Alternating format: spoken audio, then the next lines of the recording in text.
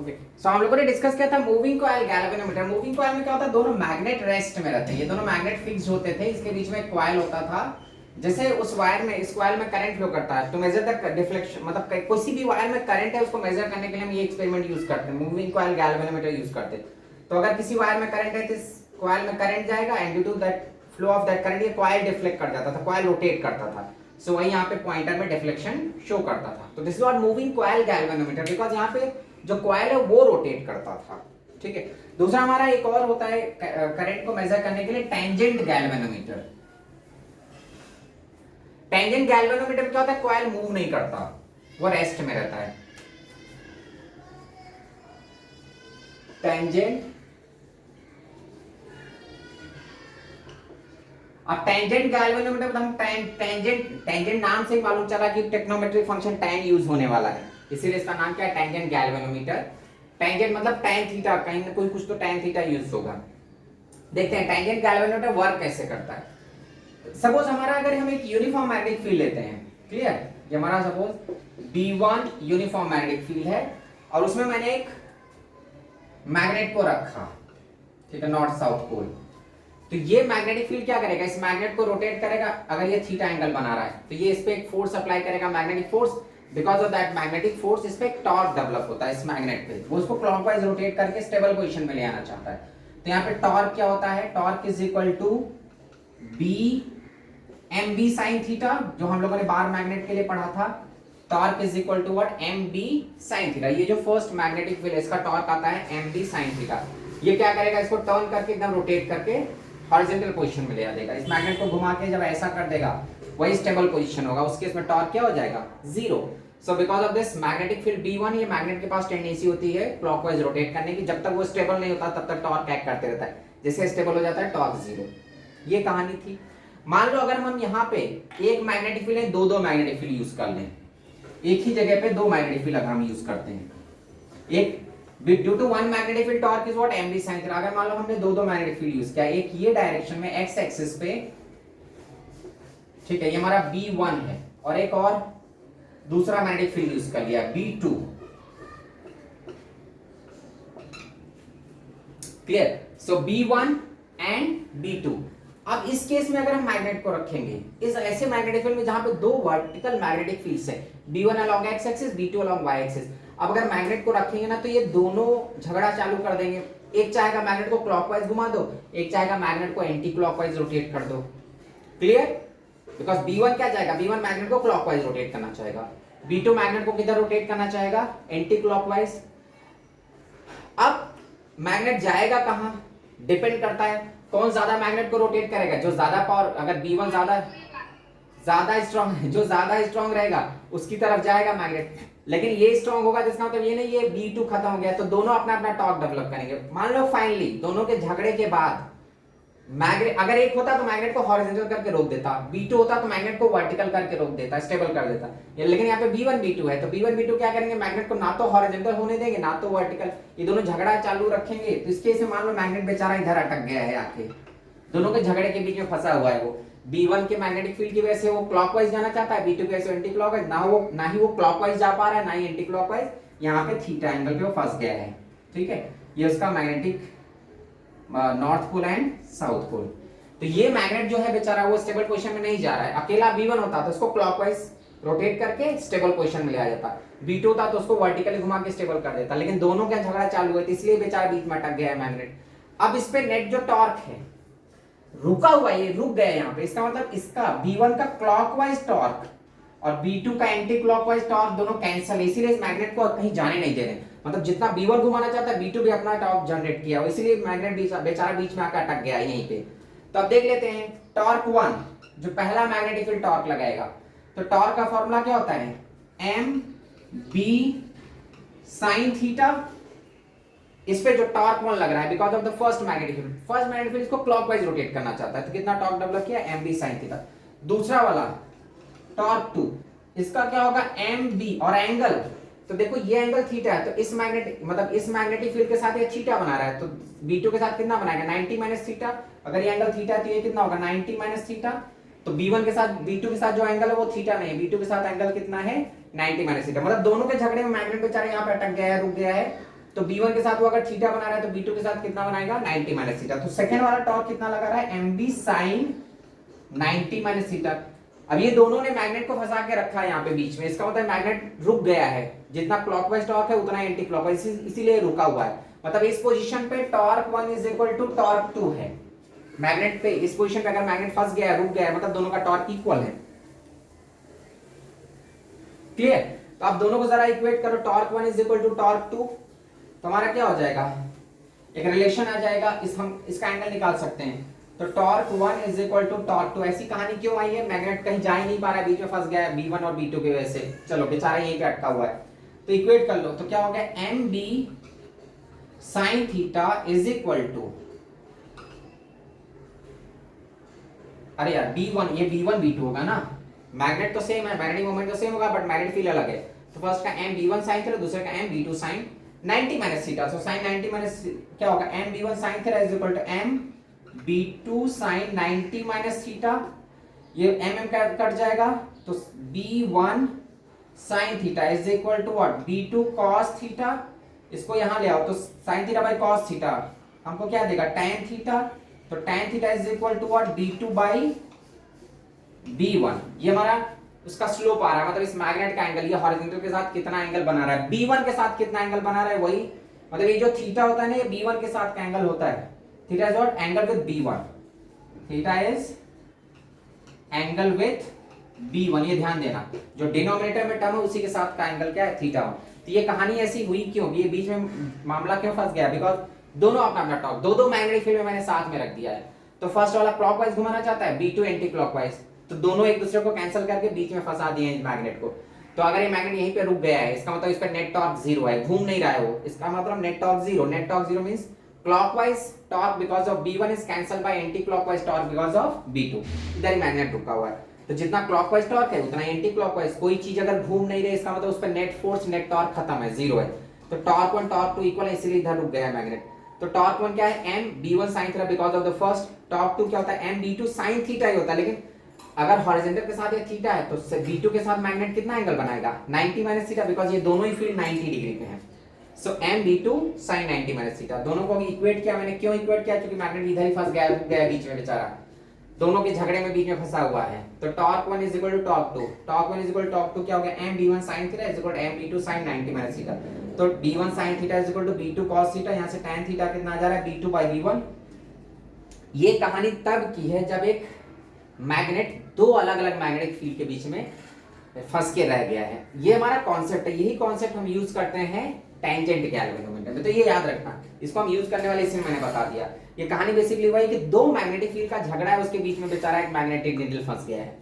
ये समझो, magnetic needle है जो डिफ्लेक्शन शो करता है, और दो मैग्नेटिक फील्ड के बीच में वो झगड़े में फंस गया है। तो यहाँ पे रखो tan theta is what, B2 by B1। ये जो थीटा एंगल होता है किसके साथ होता है, B1 के साथ। ये हमारा कॉन्सेप्ट है। अब इसको हम टेंजेंट गैल्वेनोमीटर इसी कॉन्सेप्ट पे वर्क करता है। तो ये टेंजेंट गैल्वेनोमीटर नहीं, इसका कॉन्सेप्ट, यही कॉन्सेप्ट यूज होता है टेंजेंट में। तो देखो कैसे वो वर्क करेगा। हाँ,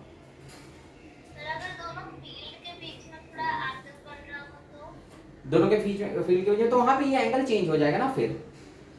लेकिन हम जब टेंजेंट गैल्वेनोमीटर यूज करते हैं ना, तो उसमें दोनों फील्ड परपेंडिकुलर ही रखते हैं।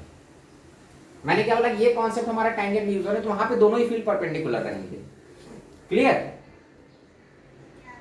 यहाँ पे अगर एंगल रहता तो एंगल आता है, लेकिन फिलहाल हम जो टेंजेंट गैल्वेनोमीटर यूज करते हैं वहां पे B1 B2 एकदम परपेंडिकुलर है। तो देखो कैसे रहता है। तो tan थीटा याद रखना है, टेंजेंट मतलब tan थीटा यूज होने वाला है, B2 by B1। ये जो थीटा होता है B1 के साथ एंगल रहता है। टेंजेंट सुनना मतलब समझना, tan theta trigonometric function tan theta use होने वाला है। कैसे टेंजेंट गैल्वेनोमीटर काम करता है, देखो उसमें क्या होता है, कॉइल रहता है ऐसा, ये हमारा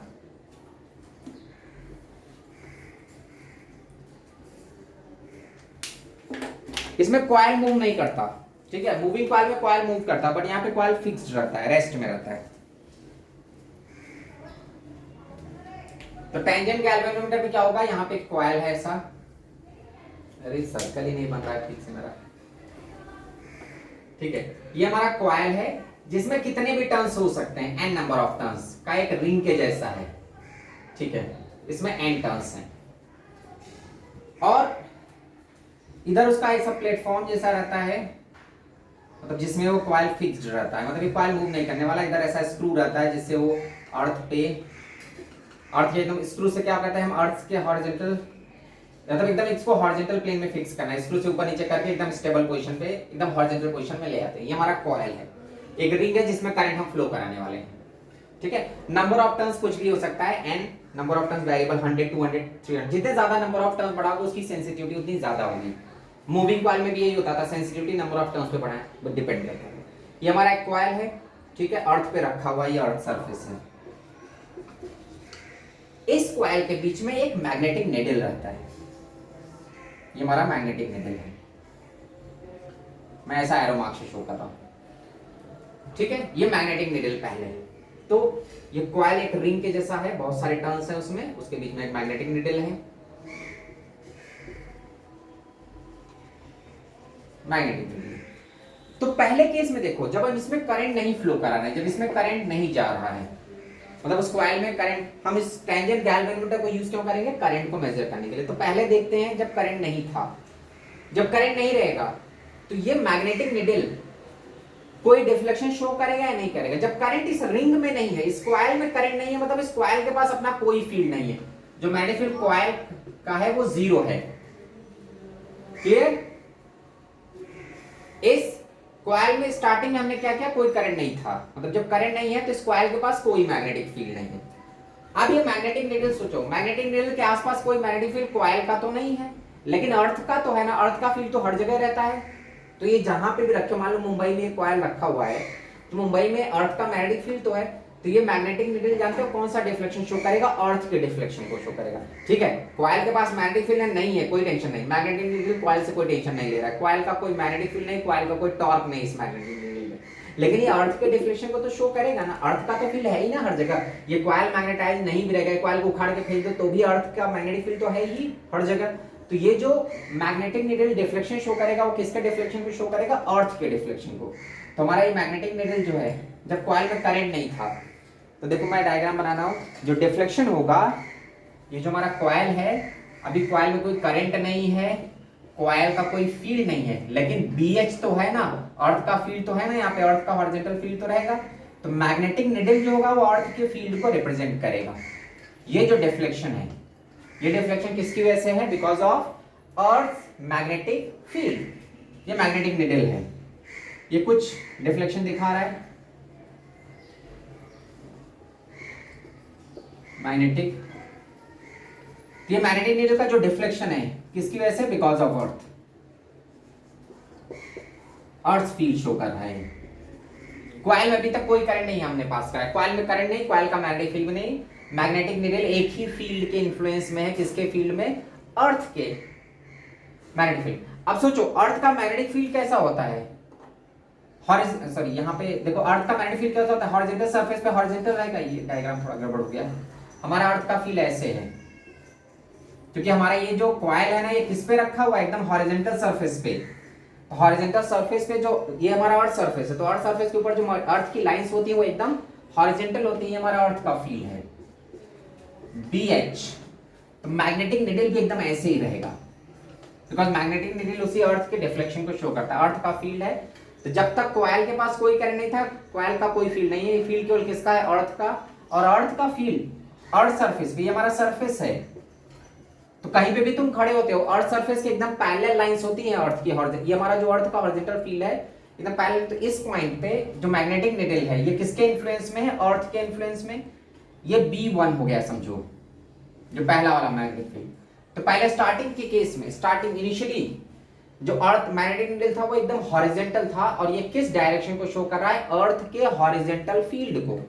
जिधर लाइंस होती है मैग्नेटिक नीडल वैसा ही होता है जिधर मैग्नेटिक लाइंस होती है। तो मैग्नेटिक लाइंस अर्थ सरफेस पे कैसी होती है, हॉरिजॉन्टल। तो यहाँ पे जो अर्थ का मैग्नेटिक नीडल का डिफ्लेक्शन है ये कंप्लीटली हॉरिजॉन्टल, मतलब पहले मैग्नेटिक नीडल कोई डिफ्लेक्शन दिखाई नहीं रहा है। ये जो है 0 डिग्री का डिफ्लेक्शन दे रहा है, बिकॉज ये डायरेक्ट अर्थ के ही फील्ड को शो कर रहा है।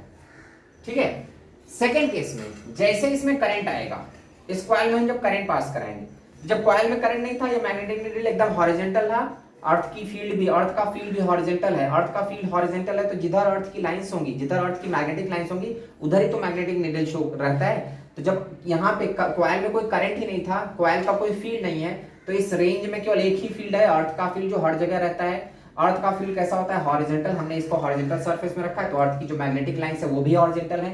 तो मैग्नेटिक निडल बेचारा अर्थ के डायरेक्शन में आकर रुक गया है। जैसे मैंने बताया था ना कि अगर एक डायपो मैग्नेट को किसी एक सिंगल मैग्नेटिक फील्ड में रखोगे तो वो क्या करेगा? उसको घुमा देगा और अपने डायरेक्शन में रोक देता है।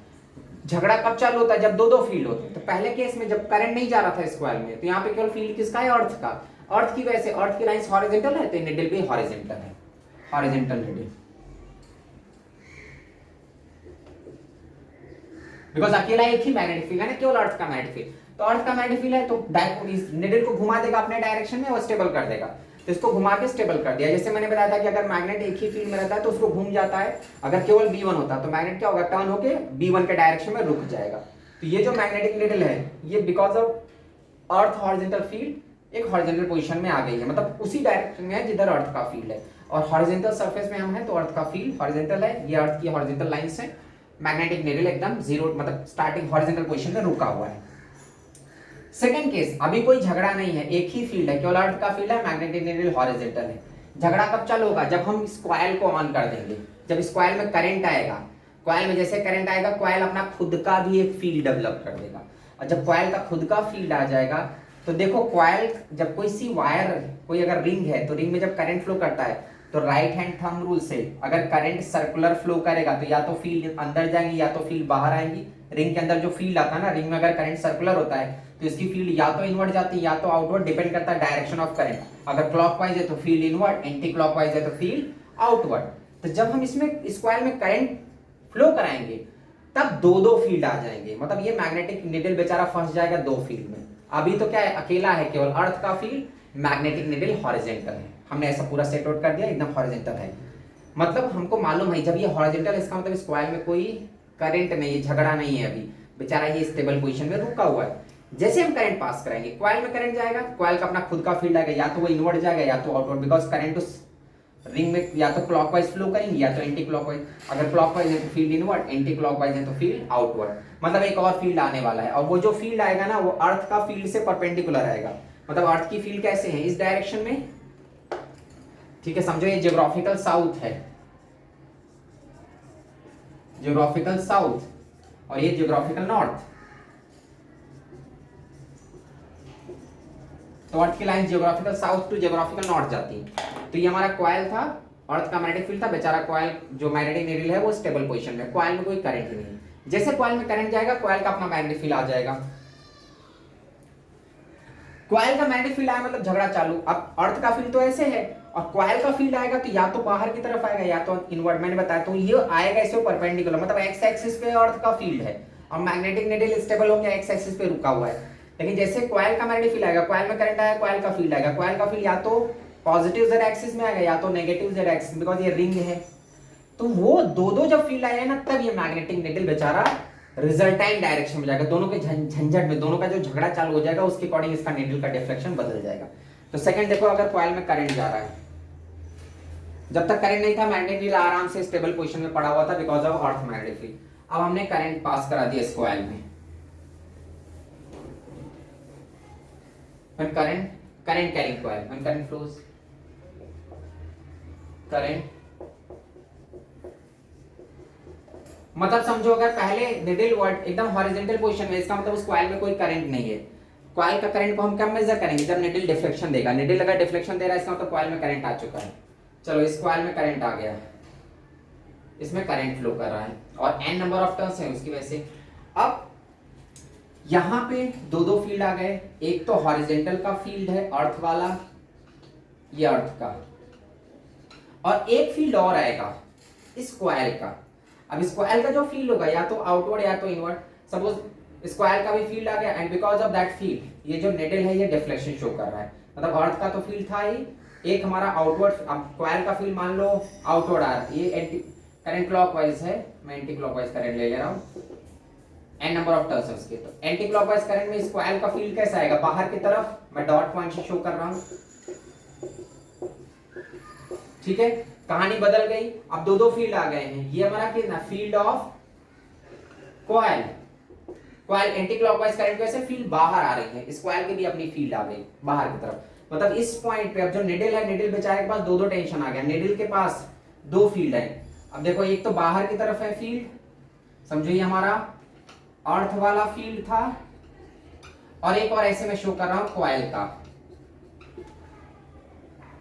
मैग्नेटिक फील्ड कॉइल का, ठीक है। अब हालांकि वो है जेड एक्सिस में, बट जेड एक्सिस में दिखाऊंगा कैसे, तो मैंने ऐसा लाइन ड्रॉ किया हुआ है। तो ये हमारा अर्थ का मैग्नेटिक फील्ड है, ये कॉइल का मैग्नेटिक फील्ड है। तो मैग्नेटिक नीडल इधर किधर आके फंस जाएगा, फिर ऐसे ये कुछ एंगल से टर्न हो गया थीटा से, ठीक है। अब ये मैग्नेटिक नीडल डिफ्लेक्शन क्यों शो कर रहा है, ये इसको क्यों घूमना पड़ा, बिकॉज ये दो दो मैग्नेटिक फील्ड को फेस कर रहा है, अर्थ के भी मैग्नेटिक फील्ड को भी और कॉइल के भी मैग्नेटिक फील्ड को। और अर्थ का मैग्नेटिक फील्ड एक्स एक्सिस पे है, कॉइल का मैग्नेटिक फील्ड जेड एक्सिस पे आ रहा है, तो दोनों फील्ड परपेंडिकुलर हैं। तो इसका मतलब ये कुछ डिफ्लेक्शन अब दिखाएगा, और डिफ्लेक्शन दिखा रहा है, इसका मतलब इस कॉइल में करंट है। जब तक मैग्नेटिक नीडल डिफ्लेक्शन नहीं दिखाता था, मतलब यही हमारा कॉन्सेप्ट है टेंजेंट गैल्वेनोमीटर का, पहले हमने कॉइल लिखा, अगर मैग्नेटिक नीडल में कोई डिफ्लेक्शन नहीं, इसका मतलब उस जो कॉइल में कोई करंट ही नहीं जा रहा है, मतलब उस वायर में, जिस वायर से तुम उस कॉइल को कनेक्ट किए उस वायर में कोई करंट नहीं है। जैसे उस वायर में करंट आएगा, कॉइल तुरंत मैग्नेटाइज हो जाएगा, कॉइल मैग्नेटाइज हो जाएगा तो मैग्नेटिक नीडल दो के बीच में फंस जाएगी, अर्थ के फील्ड में और कॉइल के फील्ड में। इसकी वजह से वो अपने ओरिजिनल पोजीशन से, अपने हॉरिजॉन्टल पोजीशन से थोड़ा सा डिफ्लेक्शन शो करेगा, और वो डिफ्लेक्शन जितना ज्यादा होगा, इसका मतलब कॉइल में करंट उतना ज्यादा है, करंट की वजह से ही तो मैग्नेटिक नीडल डिस्टर्ब हुआ। जब करंट नहीं था तो मैग्नेटिक नीडल अपने एकदम हॉरिजॉन्टल पोजीशन में था, लेकिन करंट आ गया जिसकी वजह से ये बेचारा डिफ्लेक्शन शो कर रहा है। करंट हाई होगा तो मैग्नेटिक नीडल का डिफ्लेक्शन भी ज्यादा रहेगा। हाई करंट मतलब high magnetic field due to coil, high magnetic field due to coil, it means high deflection of that magnetic needle. तो ये जो डिफ्लेक्शन आया है बेसिकली क्यों आया, because of the current flowing in that coil. तो इसका मतलब अगर मैग्नेटिक नीडल हॉरिजॉन्टल है, समझो उस वायर में, जिस वायर से तुमने गैल्वेनोमीटर को कनेक्ट किया उस वायर में कोई करंट वरंट नहीं है, इसीलिए तो मैग्नेटिक नीडल केवल किसको शो करा है, अर्थ के फील्ड में स्टेबल पोजीशन में है। अगर तुम्हारे वायर में करंट है तो तुरंत कॉइल को मैग्नेटाइज कर देगा, कॉइल मैग्नेटाइज हो जाएगा तो मैग्नेटिक नीडल दो फील्ड के बीच में फंस जाएगा, कॉइल के फील्ड में और अर्थ के फील्ड में। तब वो क्या करेगा, रिजल्टेंट डायरेक्शन में आ रहा है, यही उसका रिजल्टेंट डायरेक्शन है। तो ये झंझट आया, मतलब थीटा अगर रिजल्टेंट डायरेक्शन आ रहा है, इसका मतलब कॉइल में करंट आ चुका है, कॉइल के मैग्नेटिक फील्ड ने उस नीडल को डिस्टर्ब किया, रिजल्ट डायरेक्शन में, रिजल्टेंट डायरेक्शन में लाया। अब ये जो नीडल है वो मैग्नेटिक फील्ड, अर्थ के मैग्नेटिक फील्ड और कॉइल के मैग्नेटिक फील्ड के बीच में फंस गया है। अब यहाँ से हम इस थीटा को निकाल सकते हो, थीटा जितना ज्यादा होगा, थीटा ज्यादा होने का मतलब कॉइल में करंट ज्यादा है, बिकॉज थीटा करंट की वजह से ही आ रहा है। High theta it means high current across that coil. तब इसको निकाल लेते हैं। अब हमारा जो थीटा होगा, तो फिर यहाँ पे देख लो tan थीटा निकाल लो, tan थीटा यहाँ पे क्या हो जाएगा, tan theta is equal to what, vertical upon horizontal. तो क्या हो जाएगा, tan theta is equal to magnetic field of the coil divide by magnetic field of earth. tan theta is equal to magnetic field of the coil divided by magnetic field of earth।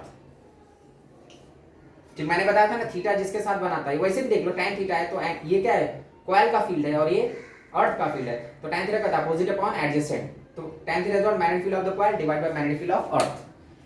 अब अर्थ का magnetic field आपको मालूम रहता है उस जगह पे, तो यहाँ पे देख लो एक्सप्रेशन निकाल लो, हो गया, इतना ही करना था इसमें। तो जो tan थीटा आया, tan theta is what, magnetic field of coil divide by magnetic field of earth. Magnetic field of क्या, कॉइल क्या होता है, किसी भी रिंग में अगर करंट जाता है तो उसका मैग्नेटिक फील्ड का फार्मूला क्या होता है, mu naught I by 2r। अगर एक राउंड है, एक ही टर्न है, तो mu not I by 2r होता है magnetic field at the centre. But यहाँ पे n टर्न्स हैं तो n से मल्टीप्लाई कर दो, so n mu not I by 2r, this is what the magnetic field at the centre of that coil divide by earth का magnetic field को मैं bh से शो कर रहा हूँ। तब देखो क्या हो जाएगा, n mu naught i divide by 2r is equal to bh tan theta. यहां से करंट निकाल लो, सो करंट क्या हो जाएगा, 2r bh upon n into mu naught tan theta, यही हमारा फॉर्मूला था। तो I is equal to 2r bh upon n into mu naught. जरा यहाँ पे देखो, हमको करंट और थीटा को देखना है। करंट की वजह से, जब तक कॉइल में करंट नहीं था, निडल में कोई डिफ्लेक्शन नहीं, निडल अपना स्टेबल पोजीशन में था। कॉइल में करंट आया, कॉइल मैग्नेटाइज्ड हो गया, कॉइल का भी फील्ड आ गया, इसलिए वो निडल बेचारा दो के मैग्नेटिक फील्ड के लफड़े में फंस गया, अर्थ के फील्ड में और कॉइल के फील्ड में, इसलिए वो तो डिफ्लेक्शन शो करने लगा, वो रिजल्ट डायरेक्शन में गया। फिर जब तक कॉइल में करंट नहीं था, थीटा जीरो था, निडल कोई डिफ्लेक्शन ही नहीं देता था, निडल अपने एकदम हॉरिजॉन्टल पोजीशन में पड़ा हुआ था। जैसे कॉइल में करंट गया, कॉइल मैग्नेटाइज्ड हो गया, कॉइल के भी मैग्नेटिक फील्ड ने निडल को खींचा, हाँ भाई तू मेरी तरफ आ, इसलिए वो निडल बेचारा दो के फील्ड के बीच में फंस गया, अर्थ के फील्ड में और कॉइल के फील्ड में, तो थीटा आने लगा, मतलब वहां पे एक डिफ्लेक्शन शो कर रहा है वो। तो यहाँ पे जो करंट है, current is what, directly proportional to tan theta, मतलब अगर वायर में करंट ज्यादा होगा तो थीटा की वैल्यू भी ज्यादा आएगी, वायर में करंट लो रहेगा तो थीटा की वैल्यू क्या होगी, लो रहेगी। सो टैंजेंट गैल्वेनोमीटर का कॉन्सेप्ट ये है कि पहले हम एक, यहाँ पे कॉइल देखो मूव नहीं करता है, निडल डिफ्लेक्ट हो रहा है, निडल डिफ्लेक्शन शो कर रहा है, निडल घूम रहा है, कॉइल नहीं घुमा। तो पहले केस में क्या होता है कि जब हम कॉइल में करंट नहीं पास कराते, कॉइल रहता है मैग्नेटिक निडल किसके इन्फ्लुएंस में रहता है, केवल अर्थ के फील्ड में, बिकॉज अर्थ का फील्ड तो हर जगह है, तो अर्थ के फील्ड की वजह से वो निडल अपना हॉरिजॉन्टल स्टेबल पोजीशन में रहता है, केवल एक ही फील्ड है, तो वो मैग्नेटिक निडल उसकी डायरेक्शन में, उसी फील्ड के डायरेक्शन में जाके रुका हुआ है। लेकिन जैसे ही कॉइल में करंट जाएगा, जैसे हम उसको स्विच ऑन कर देंगे, मतलब वायर में अगर करंट है तो उस कॉइल में करंट पास करेगा, कॉइल में करंट पास करेगा, कॉइल मैग्नेटाइज्ड हो जाएगा। अब कॉइल अपना एक अलग मैग्नेटिक फील्ड डेवलप कर दिया, और कॉइल का फील्ड निडल के परपेंडिकुलर आता है, बिकॉज निडल एकदम समझो हॉरिजॉन्टल प्लेन में था, तो कॉइल भी हॉरिजॉन्टल प्लेन में ही है, उसी में निडल था। जैसे ये मेरा निडल है तो उसी के ऊपर एक रिंग जैसा कॉइल था, लेकिन कॉइल का जो मैग्नेटिक फील्ड आएगा वो तो या तो आउटवर्ड आएगा या तो इनवर्ड, मतलब वो z एक्सिस में आ रहा है। तो अर्थ का फील्ड x एक्सिस में है, लेकिन कॉइल का फील्ड z एक्सिस में आ रहा है। तब दो परपेंडिकुलर फील्ड के बीच में फंस गया कौन बेचारा, है निडल। तब निडल को दोनों अपनी अपनी तरफ खींचेंगे, अर्थ का मैग्नेटिक फील्ड चाहेगा कि वो x पे रहे, कॉइल का मैग्नेटिक फील्ड चाहेगा वो z पे चला जाए, जिसकी वजह से ये ना तो z पे जाता है ना तो x पे जाता है, वो बीच में फंस जाता है, और वही जो डिफ्लेक्शन दिखाता है वही हमारा क्या होता है, थीटा। तो जब थीटा डिफ्लेक्शन दिखा रहा है निडल, इसका मतलब है कि कॉइल में करंट है। जब तक कॉइल में करंट नहीं था, निडल कोई डिफ्लेक्शन शो नहीं कर रहा था। तो निडल क्यों नहीं था, बिकॉज वो अर्थ की डायरेक्शन में था, कोई उसको प्रॉब्लम नहीं थी, वो स्टेबल पोजीशन में था, लेकिन because of current flowing across that coil, जैसे कॉइल में करंट गया, निडल के पास दो झंझट हो गए, एक तो अर्थ का फील्ड, एक कॉइल का फील्ड, इसीलिए वो दोनों के बीच में रिजल्टेंट डिफ्लेक्शन शो कर रहा है, दोनों के फील्ड के बीच में आ गया है। जहां पे जैसे मैंने स्टार्टिंग में बताया था ना, दो मैग्नेट लेंगे तो उनका टॉर्क जहां पे इक्वल हो जाता है वहीं पे वो जाके मैग्नेट रुक जाता है। तो यही कहानी अभी निडल की हो रही है कि दो परपेंडिकुलर फील्ड के बीच में निडल फंस गया है, अर्थ के फील्ड में और कॉइल के फील्ड में। अर्थ का फील्ड x एक्सिस पे है, हॉरिजॉन्टल एक्सिस पे, और कॉइल का फील्ड z एक्सिस पे आ रहा है, तो उन दोनों के बीच में निडल फंसा हुआ है, and needle is showing that deflection of theta. Coil में अगर करंट बहुत ज्यादा है तो निडल ज्यादा कॉइल के फील्ड की तरफ आएगा, तो मतलब डिफ्लेक्शन ज्यादा शो करेगा। तो बेसिकली जो करंट आ रहा है वो डायरेक्टली किसके प्रोपोर्शनल है, थीटा के, tan थीटा के। और why it is called tangent galvanometer, because हम tan थीटा लेते हैं, वहां से हम डिफ्लेक्शन मेजर कर पा रहे हैं। सो आई हमारा डिपेंड कर रहा है, I is directly proportional to tan theta. Coil में करंट ज्यादा होगा तो डिफ्लेक्शन ज्यादा होगा, कॉइल में करंट नहीं होगा, अगर करंट जीरो है तो थीटा जीरो, देख लो I जीरो मतलब थीटा जीरो। तो अगर करंट है ही नहीं कॉइल में, मतलब तुमने गैल्वेनोमीटर को एक ऐसे वायर से कनेक्ट किया जिसमें करंट ही नहीं है, तो अगर उसमें करंट नहीं जा रहा है तो जो निडल के आसपास फील्ड है केवल अर्थ का फील्ड है, और अर्थ के फील्ड में वो अर्थ के डायरेक्शन में आकर हॉरिजॉन्टल डायरेक्शन में आकर रुक जाता है, मतलब थीटा शो नहीं करता। ऐसा नहीं कि वहां पे फील्ड नहीं है, थीटा नहीं शो कर रहा है इसका मतलब फील्ड ही नहीं है, थीटा नहीं शो कर रहा है, थीटा जीरो है, इसका मतलब वो कंप्लीटली किस डायरेक्शन में है, अर्थ के फील्ड के डायरेक्शन में। तो जब ये अर्थ के फील्ड के साथ वो 0 डिग्री बना रहा है, इसका मतलब थीटा कुछ नहीं आ रहा है। तो हॉरिजॉन्टली अर्थ का फील्ड कैसा होगा, हॉरिजॉन्टल एक्सिस में, geographical south to geographical north, तो हर जगह वो अर्थ के हॉरिजॉन्टल सरफेस के 0 डिफ्लेक्शन शो करता है। लेकिन जैसे कॉइल में करंट जाएगा तो वो निडल बेचारा दो फील्ड में फंस गया, कॉइल के फील्ड में और अर्थ के फील्ड में, इसीलिए उसका एक डिफ्लेक्शन आने लगता है, मतलब वो डिफ्लेक्ट करके रिजल्टेंट डायरेक्शन में रुकेगा फिर। तो रिजल्टेंट डायरेक्शन में क्यों गया वो, बिकॉज ऑफ द झगड़ा ऑफ अर्थ का मैग्नेटिक फील्ड एंड कॉइल का मैग्नेटिक फील्ड, दोनों उसको अपनी अपनी तरफ खींच रहे हैं, कॉइल का मैग्नेटिक फील्ड उसको z की तरफ खींच रहा है, अर्थ का मैग्नेटिक फील्ड उसको x पे ले आना चाहता है, तो वो जाके बीच में फंस जाता है, वही डिफ्लेक्शन हमारा क्या होता है, एंगल ऑफ डिफ्लेक्शन। तो ऐसा झंझट आया क्यों, बिकॉज कॉइल में करंट गया, तो हम जान जाते हैं हाँ कॉइल में लगता है करंट फ्लो किया, मतलब जिस वायर से हमने कॉइल को कनेक्ट किया, जिस वायर से टैंजेंट गैल्वेनोमीटर को कनेक्ट किया है, उस कॉइल में सॉरी उस वायर में करंट है, जिसकी वजह से वो कॉइल मैग्नेटाइज्ड हो गया।